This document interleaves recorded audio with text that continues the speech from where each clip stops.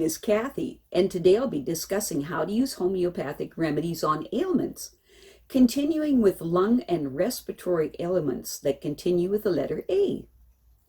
But before I do this, I wanted to let you know that because I have a great many videos now on many different topics, that I've decided to make several different video playlists so that it's easy to find the videos of greatest interest. So please check out my playlist page. Please refer to my How to Use Homeopathic Remedies video before making use of the materials in this video. I'll be discussing how to use homeopathic remedies on specific ailments, but I've broken these ailments into categories for easier reference. I'll begin with ailments of the mind, emotions, and then I'll move on to ailments of the brain and nervous system. Then I'll address issues of the skin, nails, hair, eyes, ears, nose, teeth, gums, lungs, respiration, heart, blood, circulation, muscles, bones, joints, esophagus, stomach, duodenum, small and large intestines, liver, gallbladder, pancreas, kidney, bladder, then ailments specific to women and then specific to men, then issues of the hormones and metabolism. Then after that I'll address the issues of homeopathic remedies on infections, infestations, and the immune system. Then issues surrounding fertility, pregnancy, and surrounding childbirth and postnatal problems. Then homeopathic remedies that address special problems in infants, ailments and diseases in childhood, and special issues of adolescence. And finally, special issues of the elderly. Constitutional treatment involves treating the totality of the individual person. Everyone is a unique individual with a unique physiology that responds to substances differently. In homeopathy, it is recognized that people will react strongly to certain remedies, and as a result of this, they can be loosely placed into different categories called constitutional types. Homeopaths talk of, for example, phosphoric types. These are people who react strongly to phosphorus, or Arsenicum album types, those who react strongly to Arsenicum album. The belief is that people of one type share similarities in terms of body shape, character, and personality, and the sorts of diseases from which they suffer. As an example, Natrum people tend to be pear-shaped, have a dark complexion, be fastidious and rigid in personality, and keep themselves to themselves. And they also crave salt and suffer from constipation. As another example, Lycopodium types tend to be tall, gangly, and of stooped appearance, with an anxious expression and a craving for sweets and a propensity to produce intestinal gas. Now, of course, constitutional types have their limitations. In reality, each person is an individual, and so there are as many constitutional types as there are human beings, and an account must be taken of the sum total of the person's inherent predispositions, past illnesses, diet, general reactions to the environment, intellectual and emotional features, and general attitude towards life. This is what is meant by constitutional treatment. I'll be making detailed videos of various constitutional types after I've completed the use of homeopathic remedies on ailments. The ideas, procedures, and suggestions in this video and all my homeopathic videos are not intended as a substitute for the medical advice of a trained health professional. Consult your physician before adopting the suggestions in this video. If you're pregnant, do not attempt these techniques without the approval of your physician. So let us continue with learning how homeopathic treatments can help with lung and respiratory ailments. Today, we will continue with lung and respiratory ailments that begin with the letter A. Gaseous exchange takes place in tiny cul-de-sacs in the lungs called alveoli.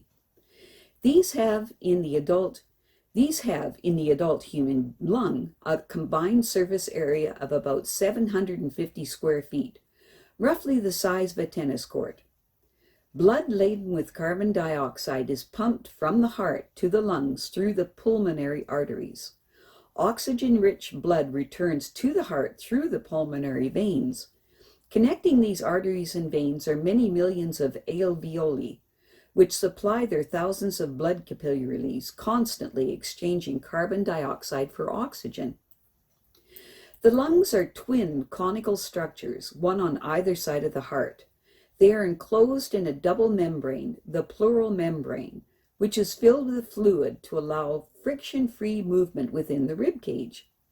The diaphragm, the dome of muscle primarily responsible for breathing movements, lies directly beneath the heart and lungs. Each lung is a mass of branching airways that become narrower and narrower as they approach the alveoli. The walls of these airways produce mucus to keep the internal environment of the lungs moist. They are also lined with tiny hairs that beat together like wheat in the wind, trapping dust and other foreign particles and ferrying them out of the lungs so that they can be expelled by coughing or sneezing. Nicotine paralyzes this extremely efficient garbage removal system, resulting in smoker's cough. Foreign particles that remain in the lungs, and of course any opportune viruses or bacteria, cause local inflammation and excessive production of mucus. If many small airways become blocked and many clusters of alveoli become flooded with mucus, respiration deteriorates. In bronchitis and pneumonia, the lungs are partially suffocated by their own secretions. We breathe in and out because the air pressure inside our lungs is constantly changing in relation to the air pressure outside. As we inhale, the diaphragm contracts and descends, and the rib cage rises and expands. This decreases pressure inside the lungs, and so air rushes in. As we exhale, the diaphragm rises and the ribs fall, pulled down by gravity. This increases pressure inside the lungs, and so air rushes out. Although we can control the rate and depth of our breathing, we cannot voluntarily stop breathing. Abscess on the lung. Abscess on the lung is most common among alcoholics and people suffering from malnutrition. It is also caused by inhaling foreign bodies while unconscious. More rarely, it can be a complication of pneumonia. The symptoms are chills and fever with chest pain and a cough, and the sputum contains pus and sometimes blood. The correct response is to see your doctor within 2 hours. It is routinely treated with antibiotics. Homeopathic treatment is constitutional, with a change of diet and lifestyle being recommended after antibiotic treatments are complete. But until antibiotics take effect, or if you are unable to take antibiotics, select a remedy from the following. Specific remedies, to be given every half hour for up to 10 doses. If the skin is dry and hot, with restlessness and anxiety, use Aconite 30C. For the early stages of the abscess development, with a face flushed and throbbing, headache, with delirium and chest pains made worse by lying on the affected side, use Belladonna 30C. In the later stages, once pus is formed, take Hepar Sulph 6C every hour for up to 6 doses. If there is no improvement within 12 hours, see your doctor. Asthma. Asthma is a partial reversible obstruction of the major and minor airways called bronchi and bronchioles of the lungs due to inflammation of the airways and contraction of the muscles in their walls. Asthma that onsets in childhood is usually caused by allergic reactions to house dust mites, pollen, animal fur, feathers, cigarette smoke, and other inhaled irritants. But it can also be triggered by drugs, withdrawal from caffeine, excess exercise, emotional upsets, and changes in the weather. The symptoms are periodic breathlessness, a tight feeling in the chest, wheezing, increased pulse rate, anxiety, and sometimes coughing. In severe cases, growth may be stunted, or the sufferer may develop emphysema. Occasionally, an attack can be fatal. A family history of asthma, hay fever, and allergic rhinitis or eczema seems to be a predisposing factor. Asthma is also more common in affluential families with only 1 or 2 children. In 1 to 20 children of school age suffers from asthma, but only 3% of adults. Adults with asthma that onsets in a middle life represents a more fundamental breakdown in health and is more difficult to treat. Once the severity of the condition is being assessed, the doctor may prescribe bronchodilator drugs to be taken during attacks, or preventive drugs such as steroids to be taken on a daily basis. Such drugs are usually inhaled.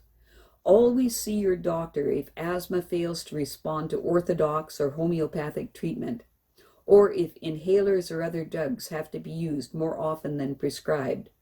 Overdosage may be dangerous. If the asthma sufferer turns bluish or very pale and clammy during an attack, or if the breathing rate climbs above 40 breaths a minute, call 911, and they may need to be put on a respirator and given drugs to relax drug and chest muscles. The homeopathic approach to chronic asthma is constitutional. Drugs such as inositol and Venetolin are compatible with homeopathic remedies. If attacks are allergen caused, homeopathy offers allergens in homeopathic potencies, such as cat's hair 6C hourly before and during exposure. The remedies listed below are for use in acute attacks. However, if symptoms do not wear off within 12 hours, see your doctor. If symptoms worsen, see your doctor in 2 hours. Specific remedies to be taken every 15 minutes for up to 10 doses. If the attack comes on between midnight and 2 a.m. and the person is very anxious, restless, and chilly, and thirsty for sips of water and feels better sitting up, use Arsenicum 6C. If small amounts of phlegm are coughed up with persistent nausea and perhaps vomiting, and the chest feels as if there is a heavy weight on it, use Ipecac 6C. If asthma is bad between 1 and 4 a.m. and the person gets up and sits with their face on their knees and looks pale and tired and feels chilly, use Carb 6C. If the person is exhausted, weakness and mucus in the lungs that cannot be coughed up and causes a rattling breathing, with skin pale, cold, and clammy, use Antimonium Tart 6C. For muscle spasms in the lungs and in the rest of the body and vomiting after each spasm, use Cuprum 6C. If asthma is particularly bad after a digestive upset and around 4 a.m., use Nux 6C. If asthma is worse in damp conditions and is often associated with early morning diarrhea, use Natrum Sulph 6C. If the attack comes on suddenly, especially after exposure to cold, dry wind, and there is anxiety and the fear of dying, particularly if the attack occurs at night, use Aconite 30C. For a tight, constricted feeling in the throat that is made worse by anything worn around the neck, and the person sits hunched forward, and the asthma is particularly bad in the morning upon waking, use Lachesis 6C. If the attack comes on after grief or the breakup of a love affair, use Ignatia 6C. If the asthma improves in damp conditions, use Hepar Sulph 6C. Self-help. During an attack, sit with your elbows resting on the back of a chair. This lifts the upper part of the rib cage and makes it easier to exhale. Check for allergies to pollen, food, beverages, and pollutants in your home or work environment. If the asthma is bad at night and early in the morning, you may be allergic to house dust mites. Since these live on shed skin, they thrive in mattresses and bedclothes. Remove sheets and blankets from the bed and thoroughly vacuum the mattress, and then put an airtight plastic cover on the mattress. Then cover this with 2 or 3 clean blankets, clean undersheets, clean sheets, etc. Keep the bedroom as dust-free as possible. This may mean removing books, soft toys, and even carpets, and putting a screen over open windows. Invest in a humidifier. Dry air only increases breathing difficulties. If you are allergic to feathers, use polyester-filled pillows and duvets. If you are allergic to pet hairs and cannot contemplate living without pets, periodically remove pets from the house for a day or two and thoroughly clean the house from top to bottom. Using a hydro mist cleaner to remove hairs from carpets, curtains, cushions, and furniture. I have a great many videos now on many different topics, so I've decided to make several different video playlists so that it's easier to find the videos of greatest interest. So please check out my playlist page. Well, that's it for now. To stay up to date with my latest videos, make sure to subscribe to this free YouTube channel by clicking the red subscribe button right below this video. Take care.